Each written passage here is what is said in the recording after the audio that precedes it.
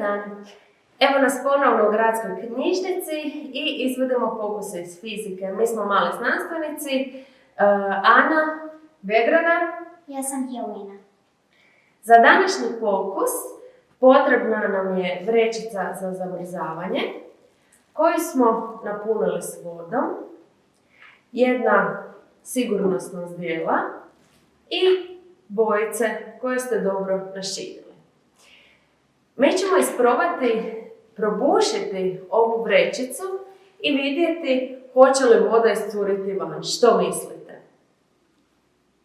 Da, što mislite? Hoće li voda iscuriti?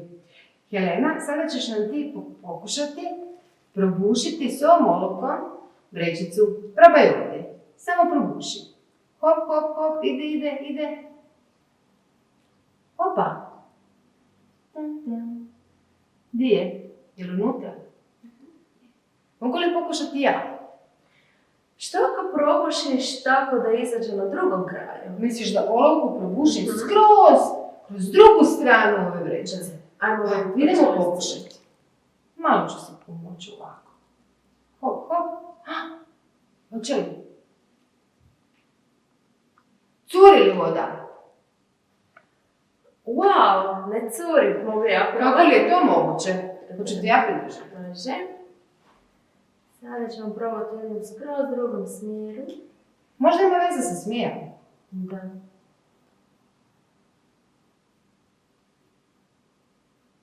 Wow, voda ponovno nije iscurila van.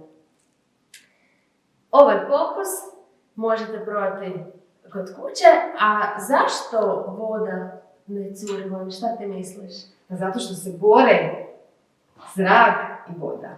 Znači ovaj zrak oko je jako jak. Tako, ili zrak jak. Pozdrav! Je li fizika zabavna? Što mislite? Pokušajte pokuse napraviti kod kuće. Priručnike, enciklopedije i različite knjige o pokusima iz fizike možete pronaći na policama gradske knjižnice.